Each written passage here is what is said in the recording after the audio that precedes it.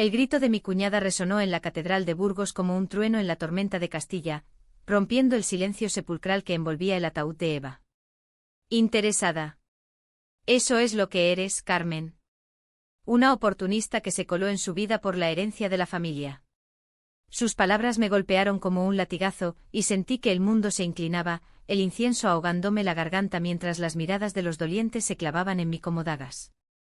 En ese instante juré que el secreto que Eva y yo habíamos guardado durante años saldría a la luz, pero no como un bálsamo, sino como una herida abierta que sangraría por generaciones. Me llamo Carmen Ruiz, y en aquel noviembre gélido de 2025 Burgos se había convertido en mi infierno personal. La ciudad con sus murallas medievales envueltas en niebla y sus calles empedradas que olían a castañas asadas y a historia antigua, había sido testigo de nuestro amor prohibido. Eva y yo nos conocimos en la Universidad de Burgos, en una clase de literatura del Siglo de Oro, donde Cervantes y Quevedo nos unieron antes que nuestras manos. Ella, con su risa que parecía un fandango improvisado, y yo, la chica de provincias que soñaba con escapar de las sombras de un pueblo conservador. Pero el amor entre dos mujeres en una familia como la de Eva, devota, católica hasta la médula, con raíces en la nobleza castellana, era un pecado que se susurraba en las sombras, no se proclamaba en las plazas. El funeral había sido un ritual de hipocresía. La Catedral de Santa María, con sus arcos góticos que se elevaban como dedos acusadores hacia el cielo, albergaba a la élite de Burgos, parientes lejanos con abrigos de paño fino, amigos de la infancia que fingían duelo mientras cuchicheaban sobre esa amiga tan cercana, que Eva había traído a las reuniones familiares. Yo estaba allí de pie junto al ataúd lacado en negro, mi mano rozando apenas el borde como si pudiera aún sentir su calor. Eva había muerto de repente, un aneurisma en plena siesta de domingo, mientras leíamos Lorca en el balcón de nuestro piso en el barrio de San Juan. Carmen, mi amor, la vida es un duende que baila y se va, me había dicho esa mañana, con esa sonrisa que iluminaba las tardes nubladas de Castilla. Pero la familia de Eva no lo sabía.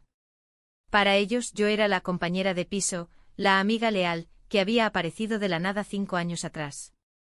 Su madre, doña Isabel, una viuda de 60 años con el porte de una duquesa caída en tiempos duros, me había tolerado por lástima, o eso creía yo. Su hermano mayor, Javier, un abogado de mirada fría como el Duero en invierno, me veía como una intrusa.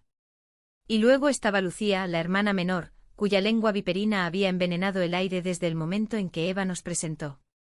Hermana, ¿por qué no sales con alguien de bien? Esta Carmen parece salida de un barrio bajo, le había oído susurrar una vez, en una cena de Navidad donde el cochinillo asado se enfriaba entre tensiones no dichas. El sepelio transcurrió en un borrón de salmos y rosarios. Yo recé en silencio, no a un Dios que nos había separado, sino a los recuerdos, las noches en las que escapábamos a los viñedos de la ribera del Duero, bebiendo vino tinto bajo las estrellas, prometiéndonos un futuro lejos de las cadenas invisibles. Eva era pintora, sus lienzos llenos de paisajes castellanos con toques de pasión oculta, rojos intensos que solo yo entendía como metáforas de nuestro deseo. Yo trabajaba en una librería antigua en la Plaza Mayor, rodeada de tomos polvorientos que hablaban de amores imposibles, como el de Garcilaso y su musa inalcanzable. Cuando el cortejo fúnebre se dirigió al cementerio de San José, el viento del norte azotaba los cipreses, y sentí las primeras grietas en mi armadura. Javier se acercó, su aliento oliendo a brandy matutino. Carmen, ¿estás segura de que Eva no te dejó deudas? Sabes que la familia velará por lo que sea que compartierais. Su tono era paternalista, pero sus ojos decían sal de aquí antes de que sea tarde. Asentí mordiéndome la lengua porque revelar nuestro matrimonio secreto, celebrado en una ceremonia discreta en Madrid, con solo 2 testigos y un juez laico, habría sido como arrojar una granada en medio de la procesión. La recepción posterior se celebró en la casa familiar, un caserón del siglo XVII en las afueras de Burgos, con salones de techos altos y retratos de antepasados que nos juzgaban desde las paredes. El aroma a morcilla y vino de la tierra se mezclaba con el humo de los cigarros, y las conversaciones fluían en murmullos. Me senté en un rincón, sosteniendo una copa que no bebía, observando cómo doña Isabel se secaba las lágrimas con un pañuelo de encaje heredado de su abuela. Mi Eva tan joven, tan llena de vida. ¿Qué haré sin ella?, sollozaba, pero cuando sus ojos se posaron en mí se endurecieron. Tú, Carmen, ¿dónde estabas cuando pasó? ¿Por qué no la convenciste de ir al médico? No respondí. ¿Cómo explicar que habíamos discutido esa misma semana? Eva, siempre terca como un toro en la plaza de toros, había ignorado los dolores de cabeza, atribuyéndolos al estrés de su última exposición en la Galería de Arte de la calle Fernán González. Cariño, es solo el fantasma de las musas, bromeaba ella, mientras yo le suplicaba que se cuidara. Esa pelea, la última, había sido sobre nuestro secreto. ¿Cuándo le diremos a tu familia? Eva, no puedo seguir fingiendo. Ella había llorado entonces no de tristeza, sino de rabia contenida. Carmen, mi madre es de otra época. Si lo supiera, me desheredaría, nos desheredaría a las dos. Espera, por favor, hasta que venda el piso de la abuela. El piso. Ese era el meollo del asunto, el secreto que ardía en mi pecho como brasas. La abuela de Eva, una mujer excéntrica que había vivido en París durante la posguerra, le había dejado en herencia un ático en el corazón de Burgos, valorado en cientos de miles de euros. Eva lo había convertido en nuestro refugio, decorado con azulejos sevillanos y libros prohibidos de la época franquista. Pero la familia lo ignoraba, creían que era un alquiler modesto. Y ahora, con Eva muerta, el testamento era la espada de Damocles colgando sobre todos nosotros. Lucía fue la primera en atacar abiertamente. Se acercó con una sonrisa falsa, su perfume floral chocando con el olor a jazmín del ramo funerario. Carmen, querida, ¿has visto los papeles de Eva? Mi hermana era tan desorganizada. Seguro que dejó todo en tus manos, ¿verdad? Siempre tan confiada contigo. Sus palabras eran miel envenenada, y supe que el rumor había corrido: Carmen viene por la herencia. Javier se unió con un gesto de cabeza a un notario anciano que había llegado con su maletín de cuero. Señora Ruiz, ¿desea que procedamos con la lectura ahora? Es tradición en nuestra familia no demorar estos asuntos. Mi corazón latió con fuerza. Sí, por favor, murmuré porque sabía que Eva había planeado todo. En las semanas previas a su muerte habíamos redactado el testamento juntas, en una notaría discreta cerca del Arco de Santa María. Todo para ti, Carmen. El ático, mis cuadros, mi alma. Que sepan quién eras para mí. Pero también había cláusulas, secretos que Eva había guardado incluso de mí, sobre deudas emocionales con su familia, sobre un pasado que yo apenas conocía. La sala se llenó de tensión cuando el notario, un hombre de bigote canoso y voz grave como el tañido de las campanas de la catedral, desplegó el documento. Doña Isabel se sentó erguida, Javier a su lado con los puños cerrados, Lucía observándome con ojos de halcón. Yo me quedé de pie, el pulso retumbando en mis oídos, recordando la última noche de Eva, su cabeza en mi regazo, susurrando te amo más que a la vida, pero el perdón es un lujo que no todos merecemos. Yo, Eva López de la Torre, en pleno uso de mis facultades, comenzó el notario. Y entonces el mundo se detuvo. Las palabras del notario cayeron como gotas de lluvia en un tejado de pizarra, lentas al principio, pero ganando fuerza hasta convertirse en un diluvio. Dejo a mi madre, doña Isabel de la Torre, la casa familiar en las afueras de Burgos, con todas sus deudas pendientes, incluyendo el préstamo de 50.000 euros contraído para la restauración del jardín, que deberá saldar ella misma como penitencia por los años de silencio que me impuso sobre mi verdad. Un jadeo colectivo llenó la sala. Doña Isabel palideció, su mano temblorosa aferrando el brazo de Javier. ¿Qué significa esto? Eva no podía saber de eso. Pero el notario prosiguió impasible como un sacerdote recitando el Evangelio. A mi hermano Javier, lego mi colección de vinos de la Ribera del Duero, valorada en 20.000 euros, pero con la condición de que done la mitad a una asociación de apoyo a familias LGTB en Castilla y León, en memoria de las discusiones que tuvimos sobre mi orientación, y que me negaste en vida. Javier se puso en pie de un salto, su rostro enrojecido como el vino que hereda. Esto es una broma.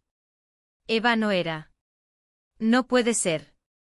Sus ojos se clavaron en mí, y por primera vez vi no ira, sino un pánico crudo, el de un hombre que había enterrado sus propios secretos bajo capas de machismo heredado. Lucía, siempre la más astuta, intentó intervenir. Notario, ¿está seguro de que este documento es auténtico? Mi hermana estaba enferma, delirante quizás. Pero el hombre levantó una mano, ajustando sus gafas. Firmado y rubricado ante testigos el 15 de octubre de 2025.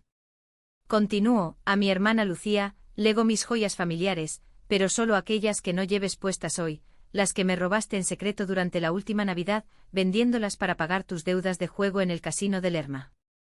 Que sirva como recordatorio de que la envidia corroe el alma como el vinagre el metal. El silencio fue ensordecedor. Lucía se derrumbó en una silla, lágrimas surcando su maquillaje impecable, murmurando cómo lo sabía. Dios, cómo lo sabía. Yo observaba paralizada, porque Eva nunca me había contado estos detalles. Nuestra vida juntas había sido un tapiz de verdades a medias, yo sabía de su amor por mí, de sus sueños rotos por la presión familiar, pero no de las grietas profundas en su linaje. Eva había sido la mediadora eterna, la hija perfecta que absorbía los golpes para que la familia no se desmoronara. Carmen, ellos me quieren a su manera, me decía en las noches de insomnio, acurrucada contra mi pecho. Pero tú eres mi salvación, mi España libre de franquismos emocionales. El notario carraspeó y su voz se tiñó de solemnidad.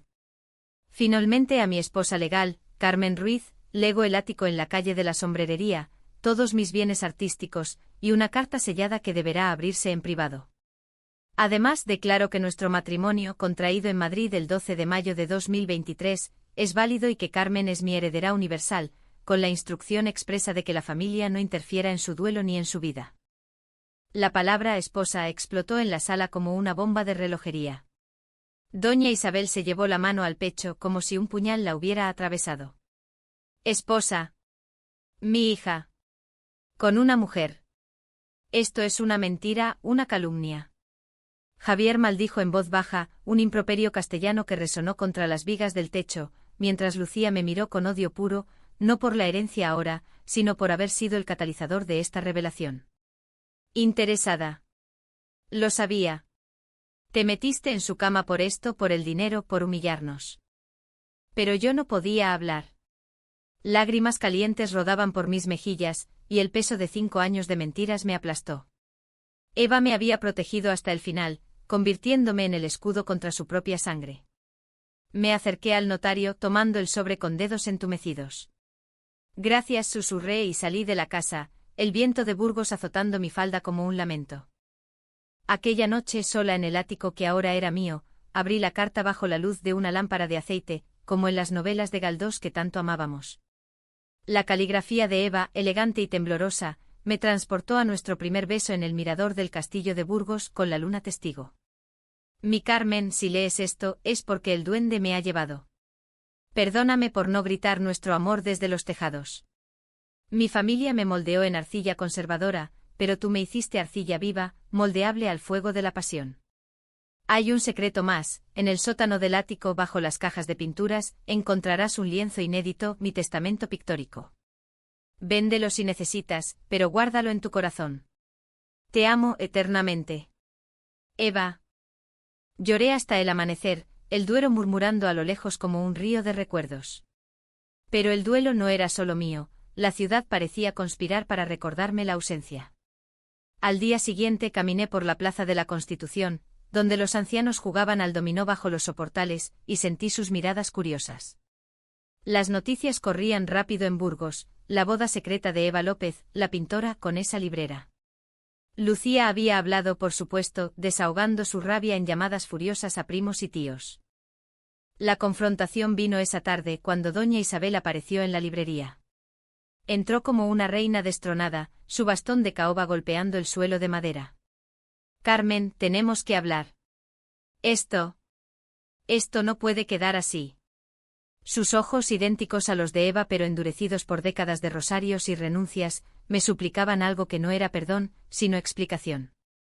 La invité a sentarse en el rincón de lecturas, rodeadas de estanterías con ediciones de La Regenta y Fortunata y Jacinta, libros que hablaban de amores reprimidos en la España profunda. Mire, doña Isabel, comencé, mi voz quebrada por el acento andaluz que aún conservaba de mi infancia en Córdoba, Eva y yo nos amábamos.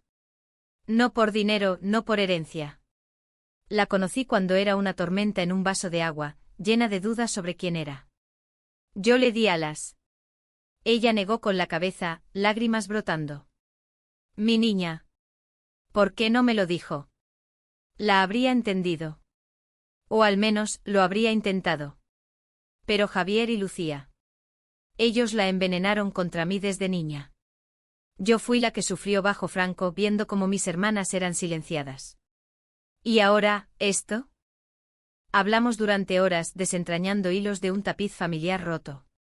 Descubrí que doña Isabel había perdido a una hermana en los años oscuros, una lesbiana que se suicidó por vergüenza impuesta. Eva lo sabía, confesó. Por eso el testamento. Me castigaba por mi cobardía. Salí de allí con un abrazo frágil, el primero en años, pero el veneno de Lucía aún flotaba en el aire. Días después, el lienzo del sótano me reveló el verdadero secreto. Era un autorretrato doble, Eva y yo, entrelazadas en un jardín imaginario de Burgos, con rosas de Castilla y el arco de Santa María al fondo. Firmado en la esquina, para Carmen, mi esposa en el cielo y en la tierra. Lo llevé a la galería donde Eva expuso por última vez, y el dueño, un viejo amigo gay que siempre supo la verdad, lo tasó en 100.000 euros. Es una obra maestra, Carmen. Eva te inmortalizó. Pero la paz era ilusoria. Javier me citó en un café cerca del río, su expresión sombría bajo el toldo rayado. Carmen, firma esto, denuncia al ático a cambio de nada. Por el bien de la familia. Rechacé y él reveló su propia traición. Había saboteado la exposición de Eva meses atrás, celoso de su éxito, temiendo que eclipsara su bufete. Ella lo descubrió, ¿sabes? Por eso él vino con condición. Me odiaba. La ira me consumió, pero también la compasión. Javier, el macho alfa, era un hombre roto por expectativas paternales. Eva te perdonó en silencio, le dije. Aprende de eso. Se marchó cabizbajo y por primera vez vi grietas en su armadura. Lucía fue la tormenta final. Me esperó en el ático una noche de lluvia torrencial, empapada y ebria de vino de Rioja. Devuélveme las joyas. Eva me odiaba, pero tú la manipulaste. La confronté mostrando la carta. Lee, Lucía. Tu hermana te amaba, pero te dolía verla feliz. Tus deudas no eran solo juego, eran escape de un matrimonio fallido que ocultas. Ella sollozó confesando, había traicionado a Eva con un amante robando las joyas para financiarlo. Perdóname, cuñada. No sé cómo amar sin destruir. En ese abrazo bajo la lluvia que goteaba del techo, sentí el primer atisbo de sanación. Pero el alto trineo vendría pronto, un secreto más profundo que Eva había enterrado. El invierno en Burgos se cerraba como una garra de hierro, con nieves tempranas cubriendo las cúpulas de la catedral y el viento ululante recordándome las coplas de Lorca sobre amores truncados. Después de la confesión de Lucía, un frágil armisticio se instaló en la familia. Doña Isabel empezó a visitarme, trayendo platos de olla podrida casera, esos guisos castellanos que Eva adoraba y que ahora compartíamos en silencio, hablando de trivialidades para evitar las abismo. Mi hija pintaba como los ángeles, pero amaba como los demonios, dijo una tarde, mientras pelábamos patatas en la cocina del ático. Yo asentí, recordando cómo Eva me había salvado de mi propia oscuridad, un pasado de rechazos en mi pueblo natal, donde ser lesbiana era sinónimo de exilio emocional. Pero los secretos de Eva no habían terminado. Una semana antes de Navidad, mientras ordenaba sus cajas de pinturas, encontré un maletín oculto tras un falso panel en la pared del estudio. Dentro, cartas amarillentas atadas con cinta roja, dirigidas a una tal Marta, postmark de los años 2000 desde Barcelona. Mi estómago se revolvió. Una amante anterior. Eva siempre había sido honesta sobre su juventud exploratoria, pero estas misivas hablaban de un amor profundo, interrumpido por la presión familiar. Mi Marta, si no puedo ser tuya, seré de nadie. Mi madre me obliga a volver a Burgos, a fingir una vida recta. Perdóname, escribía Eva en una, fechada justo antes de que nos conociéramos. El pánico me invadió. ¿Había nuestro amor sido un rebote, un consuelo para un corazón herido? Llamé a doña Isabel, y juntas leímos las cartas bajo la luz parpadeante de la chimenea. Marta era la primera, explicó ella con voz ronca. Una chica de la universidad en Madrid. Eva la amó con la furia de la juventud, pero yo intervine. La envié de vuelta a Burgos, la interné en un convento por un mes para reflexionar. Pensé que era una fase, un pecado de la ciudad grande. Lágrimas surcaron su rostro arrugado. Y ahora, Marta está muerta, Carmen. Cáncer, hace 2 años. Eva lo supo tarde y cargó con esa culpa como una cruz. La revelación me destrozó. Eva nunca me habló de Marta, no por engaño, sino por protección. No quería ensuciarlo nuestro con fantasmas, imaginé que diría. Pero el entendimiento trajo una oleada de empatía por doña Isabel, una mujer atrapada en la España de posguerra, donde el amor fuera de la norma era un lujo peligroso. La perdoné por Eva, le dije, pero, ¿y a usted misma? Ella sonrió tristemente. El perdón es un vino que se madura con el tiempo, hija. Javier, por su parte, se redimió a su manera torpe. Me invitó a un partido de baloncesto en el Coliseum, un ritual masculino que Eva siempre había odiado. Sentados en las gradas entre el rugido de la multitud y el olor a palomitas, confesó su propia herida, era gay, Carmen. O al menos lo cuestioné en la mili. Pero papá me golpeó hasta que lo enterré. Cuando Eva te trajo a casa, vi en ella mi cobardía reflejada. Por eso la saboteé, miedo a que ella fuera libre donde yo no pude. Le puse una mano en el hombro, sintiendo el temblor de un hombre roto. Eva te legó el vino para que brindes por tu verdad, Javier. Tómalo. Lucía fue la más difícil. Su traición con el amante, un marchante de arte casado de Valladolid, había sido el catalizador de su robo de joyas. Eva lo descubrió por casualidad, en una carta que dejé en su bolso, admitió durante una cena improvisada en una taberna de la calle Avellanos, donde el cabrito asado humeaba entre velas. Me confrontó, me dijo que merecía mejor. Pero en vez de apoyarme, la odié por ser tan perfecta en su amor contigo. Hablamos hasta la medianoche bebiendo orujo de Castilla, y por primera vez, vi en Lucía no a una víbora, sino a una hermana herida por la misma espada familiar. Sin embargo, el verdadero conflicto estalló en Nochebuena. La familia se reunió en la casa de doña Isabel, un gesto de reconciliación que Eva habría aplaudido. El árbol de Navidad, adornado con bolas de cristal soplado de La Rioja, brillaba bajo luces tenues, y el aroma a turrón y mazapán llenaba el aire. Yo llegué con el lienzo bajo el brazo, envuelto en papel craft como ofrenda. Esto es para todos, anuncié, desplegándolo en el salón. El retrato de Eva y yo entrelazadas provocó un silencio atónito. Javier apartó la mirada, Lucía jadeó, doña Isabel se santiguó. Esto es obsceno, exclamó Lucía de repente, su voz quebrándose. En la casa de mis padres, en vísperas de Navidad. Eva nos traiciona hasta en la muerte. Javier la respaldó, su viejo machismo resurgiendo. Carmen, quítalo. No pertenece aquí. Doña Isabel, sin embargo, se acercó tocando el rostro pintado de su hija.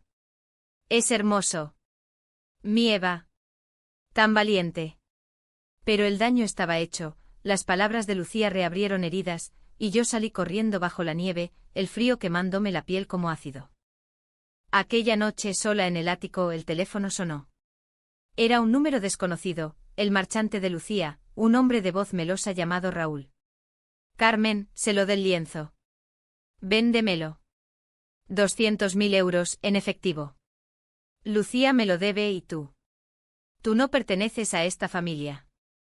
Su oferta era tentadora, el ático necesitaba reparaciones, mi trabajo en la librería apenas pagaba facturas, pero olía a traición. No, respondí, colgando. Pero la semilla de la duda se plantó, era yo, al final, la interesada. ¿Había amado a Eva por ella, o por el refugio que me ofrecía en esta ciudad de piedra y secretos? El clímax llegó en Reyes, durante la cabalgata por las calles de Burgos. La ciudad bullía de vida, gigantes y cabezudos desfilando, niños lanzando peluches al aire, el olor a roscón de Reyes flotando en el viento. Yo caminaba sola, reflexionando, cuando vi a Lucía en una plaza lateral, discutiendo acaloradamente con Raúl. No te lo daré. El lienzo es de Eva, gritaba ella. Él la zarandeó y en un impulso intervine. Suéltala, exigí, mi voz cortando la música de la charanga. Raúl se volvió, su rostro contorsionado. Tú. La viuda interesada. Lucía me prometió el cuadro a cambio de mis deudas. Ella, avergonzada, confesó, quería protegerte, Carmen. Él me chantajeaba con fotos de mi aventura. Pensé en venderlo yo, pagarle y quedarme con el resto para empezar de nuevo. La pelea fue verbal al principio, pero escaló cuando Raúl me empujó contra una fuente helada. Javier apareció de la nada, había seguido a su hermana, y por primera vez, defendió lo indefendible: aléjate de mi familia, cabrón. Un puñetazo voló no letal, pero suficiente para que la policía municipal interviniera, dispersándonos bajo las luces de los faroles. En la comisaría, una sala fría con olor a café rancio, nos reunimos todos: doña Isabel, llamada por Javier, Lucía, con un labio hinchado, él con la mano vendada. Yo, magullada pero entera, conté todo: las cartas, el chantaje, el lienzo. Eva nos unió en su muerte, dije. No por venganza, sino por verdad. Doña Isabel, con voz firme, tomó mi mano. Eres mi hija ahora, Carmen. Y Raúl pagará, no con dinero, sino con justicia. El secreto final emergió entonces: Eva había dejado una cláusula oculta en el testamento, revelada por el notario al día siguiente. Si mi familia no acepta a Carmen como esposa, todo, ático, lienzo, bienes, irá a una fundación para mujeres LGTB en Burgos. Era su jugada maestra, no de ira, sino de amor incondicional. Lucía lloró, Javier juró cambiar, doña Isabel abrazó el retrato. Pero el verdadero alto trineo fue interno. En el sótano encontré una última carta de Eva, escrita en sus últimos días. Carmen, si hay traición, recuerda, el amor no es posesión. Si mi familia te hiere, vete. Burgos es mi tumba, pero tú mereces volar. Te amo más allá de las murallas. La primavera llegó a Burgos como un suspiro tardío, deshaciendo las nieves con lluvias suaves que lavaban las fachadas de piedra del casco viejo. 3 meses después del caos de Reyes, la ciudad parecía renovada, con cerezos en flor a lo largo del Arlanzón y el bullicio de las ferias de Semana Santa resonando en las plazas. Yo, sin embargo, aún navegaba entre el duelo y la redención, el ático ahora un santuario de recuerdos donde el eco de la risa de Eva parecía persistir en las grietas de las paredes. La fundación que Eva había mencionado en su cláusula oculta se convirtió en nuestro faro. La bautizamos Duende de Eva, un refugio para mujeres como nosotras, artistas marginadas, amantes silenciadas, almas en busca de un Burgos más inclusivo. Doña Isabel fue la primera en donar, vendiendo un broche familiar para financiar talleres de pintura. Mi hija querría esto, dijo en la inauguración, un evento modesto en la galería de la calle Fernán González, con rosas blancas y un mural colectivo inspirado en el lienzo que ahora colgaba en el ático, no para vender, sino para inspirar. Javier cambió de manera tangible. Dejó su bufete conservador y abrió una línea de asesoría legal gratuita para parejas LGTB en Castilla. Eva me dio el vino, tú me diste la copa, me dijo una tarde, mientras paseábamos por el mirador del castillo, el viento trayendo ecos de gaitas lejanas. Su confesión sobre su propia orientación no lo liberó de golpe, las heridas profundas no cicatrizan en semanas, pero lo humanizó.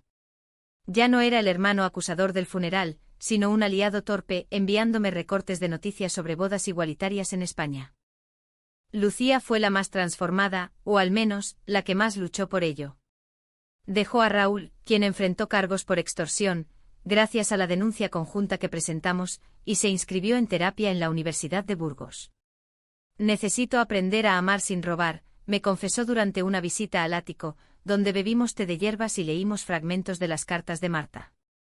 Aquella historia antigua se convirtió en puente. Lucía vio en Marta un eco de su propia culpa, y en Eva, una hermana que, pese al dolor, la había perdonado en silencio. Gracias por no odiarme, Carmen. Eres la cuñada que merezco. Yo, por mi parte, encontré profundidad en el perdón a medias. El secreto de Marta me había herido al principio, un pinchazo de celos retrospectivos, pero entendí que Eva me había elegido a mí, no como reemplazo sino como culminación. Vendí la librería, demasiados recuerdos de lecturas solitarias, y me uní a la fundación como directora, organizando exposiciones que celebraban amores invisibles en la literatura española, de las Safo implícitas en las coplas de Santa Teresa hasta las sombras queer en las novelas de Cela. El clímax emocional llegó en el aniversario de nuestra boda secreta, el 12 de mayo. Organicé una ceremonia privada en el cementerio de San José, bajo el sauce que sombreaba la tumba de Eva. La familia al completo asistió, doña Isabel con un ramo de margaritas de los prados castellanos, Javier con una botella de vino simbólica, Lucía con un dibujo que había hecho en terapia, un boceto de nosotras tres unidas. Nos turnamos para leer la última cláusula del testamento, la que Eva había dictado en voz baja semanas antes de morir: que mi muerte no sea fin, sino comienzo. Que Carmen encuentre en mi ausencia la fuerza para gritar lo que yo susurré. Que mi familia aprenda que el amor no hereda, sino que libera. Lloramos, reímos recordando anécdotas, como la vez que Eva intentó cocinar paella andaluza y quemó la sartén, o cuando bailamos un vals improvisado en la Plaza Mayor bajo la lluvia, y al atardecer, mientras el sol teñía las murallas de oro, sentí a Eva cerca, no como fantasma, sino como brisa. Gracias por el testamento, amor, susurré al viento. No por el dinero, sino por la verdad. El final no fue de cuento de hadas perfecto, las cicatrices permanecen. Doña Isabel aún asiste a misa y reza por el alma de Eva, un compromiso con su fe que respeto sin juzgar. Javier tropieza en sus aliados, Lucía en sus recaídas emocionales. Pero en esa imperfección radica la humanidad castellana, dura como la tierra, fértil en su sequedad. Burgos con sus catedrales que guardan secretos de siglos y sus ríos que arrastran penas antiguas, nos enseñó que el amor lésbico, o cualquier amor auténtico, no es un escándalo fugaz, sino un tapiz tejido con hilos de dolor y resiliencia. Hoy, un año después, camino por la calle de la Sombrerería, el ático iluminado como un faro. La gente me saluda, Doña Carmen, ¿exposición pronto? Sonrío porque Eva tenía razón, la vida es un duende que baila y se va, pero deja huellas. Y en las mías ella camina conmigo, esposa eterna en una España que lentamente aprende a abrazar.